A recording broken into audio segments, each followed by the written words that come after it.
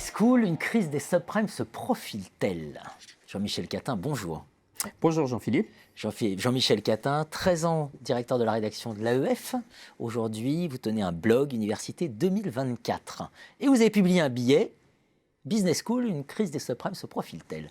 Alors, est-ce que vous pouvez nous éclairer? Oui, je l'ai publié il y a un an, donc j'ai observé un peu l'évolution de la situation. Tout compte fait, je ne retire rien à ce que j'ai écrit. Bon, apparemment, tous les signaux sont bons. Les feux sont au vert, pas au rouge. Il y a de plus en plus d'écoles. Les effectifs des écoles de commerce explosent. Donc, apparemment, tout va bien dans la situation. Mais beaucoup d'analystes, et là je ne parle pas de moi, je pense à des tribunes qu'on lit partout, des tribunes même de directeurs d'écoles de commerce, et puis de toutes les personnes que je rencontre, sont alarmés. Ils sont alarmés et le rachat du groupe INSEC à hauteur, je crois, 700 ou 800 millions d'euros a quand même marqué les esprits et soulève plein de questions parce que est-ce qu'on n'est pas face à une bulle spéculative où certains s'en sortiront? Parce que je ne suis pas un économiste de renom, je ne suis que journaliste, mais sur la crise des subprimes, il y en a qui s'en sont quand même sortis. Mais en tout cas, c'est clair qu'on est dans une situation où il y a une explosion des frais d'inscription dans les écoles, mais il y a aussi une explosion des coûts pour ces écoles qui recrutent à prix d'or des chercheurs, qui publient, je ne suis pas spécialiste des publications, mais je sais qu'il y a beaucoup d'interrogations sur la nature des publications et la course à la citation. Sur le fait qu'elles seraient lues. Qu'elles seraient lues, voilà. Il y a une sélectivité en baisse. Parce que la valeur ajoutée des business schools en France, c'était de dire, regardez les pauvres universités qui prennent tout le monde, elles sont mal gouvernées et elles ne sélectionnent pas leurs étudiants. Aujourd'hui, les écoles de commerce, il y a une valse des dirigeants. C'est terrible, encore récemment, il y a eu des changements. Et puis leur sélectivité est de plus en plus faible. Je ne parle pas de HEC, on va dire des 5 majors, mais la sélectivité et le canal de la prépa commerciale est de plus en plus limité. Donc on a une situation où il y a une forme de banalisation. Et moi, mon analyse, c'est de dire que tout compte fait, ces business schools, avec cette crise de croissance, elles sont en train de rencontrer les problèmes des universités qu'elles avaient vilipendées pendant des années. Et le point le plus critique, en discutant avec des dirigeants, c'est ce lien enseignement-recherche. Parce qu'à partir du moment où vous recrutez des chercheurs à prix d'or, mais que vous faites payer des étudiants pour avoir de l'enseignement, et que ces chercheurs recrutés à prix d'or, ils sont concentrés sur leur recherche, et peut-être un peu moins sur les enseignants, vous avez une tension qui se fait jour par rapport à une conception quand même qui est une conception de client. Parce que l'étudiant dans les business schools, on peut dire ce qu'on veut, c'est quand même un client. Quand vous payez entre 15 000 euros, on va dire, en général, par an, mais ça veut dire 45 50 000 euros sur une scolarité, c'est quand même pas rien. Alors, au-delà de l'aspect absence totale de diversité sociale, faut aussi le souligner malgré tous les discours, c'est quelque chose qui est explosif. C'est-à-dire que quand on paye, on en veut pour son argent. Donc c'est une interrogation qu'ont les écoles.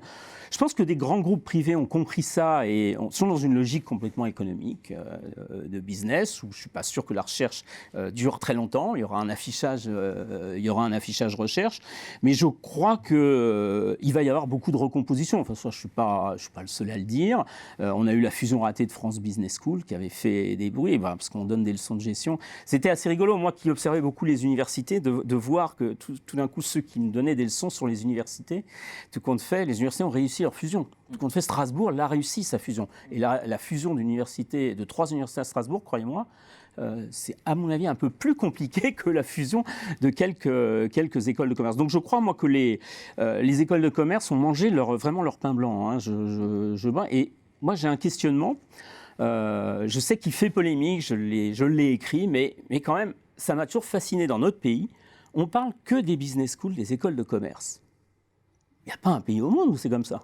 Aux États-Unis, on parle de Harvard Business School, on parle de Wharton, ok, mais on parle de la Silicon Valley et de la création qui se fait à Stanford à partir de la recherche fondamentale, ou à Berkeley, au MIT, à Princeton, etc.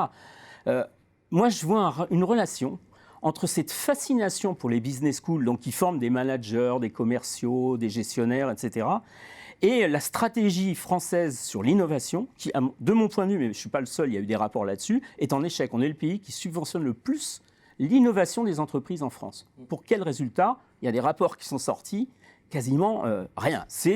On arrose le sable en permanence. Et ce que l'on oublie complètement, c'est que la véritable innovation, elle ne viendra pas des business schools. Je ne dis pas qu'il ne faut pas des business schools, mais elle viendra des découvertes scientifiques, des innovations de rupture qui sont produites dans les laboratoires. Donc on a inversé en fait le problème. On a misé, on a fait croire à des jeunes que c'était ça la clé, dont toutes ces startups, l'écosystème de Xavier Niel, enfin il suffit d'y aller à la station 42. Bon, tout le monde est d'accord en privé pour dire que c'est une bulle, que ça crée pas, c'est pas des sites de babysitting qui traduisent l'innovation. Les États-Unis, ils n'en sont pas là, la Silicon Valley, ils ne sont pas dans les sites de babysitting. Donc moi j'ai un regard très dur là-dessus. Je pense qu'il faudrait aujourd'hui instiller de l'anthropologie, de l'histoire, de la philosophie et surtout un rapprochement avec les universités pour se familiariser avec ce que font les biologistes, ce que font les physiciens, ce que font évidemment les médecins, etc., mais toutes ces disciplines, mais les sociologues, les historiens, etc., qui apportent de l'innovation dans la connaissance. Et c'est ça qui manque beaucoup. On est tout compte fait dans une économie de la reproduction, mais Aghion Cohen l'avait écrit il y a longtemps, on n'est toujours pas dans une économie de l'innovation, malgré les discours martiaux sur les start-up, etc.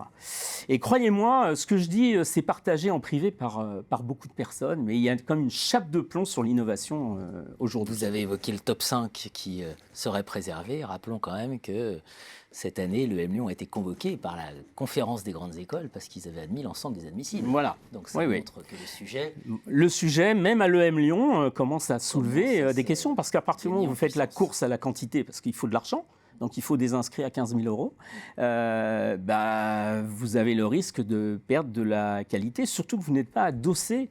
Je vois, l'EM Lyon est complètement coupé du système universitaire, quoi qu'elle en dise. Je crois que ce n'est pas possible. La Harvard Business School n'est pas coupée de Harvard. Elle a son autonomie, évidemment. La Business School de Stanford, elle ne peut pas être coupée du système d'innovation de Stanford. Mais en France, c'est le cas. Et ce n'est pas un bon signal, d'ailleurs, sur Saclay, HEC en dehors de l'université Paris-Saclay. Parce que je pense que l'université Paris-Saclay, c'est là où sont les forces scientifiques. l'EM Lyon aujourd'hui, HEC peut-être demain. Merci Jean-Michel Catin. Merci Jean-Philippe.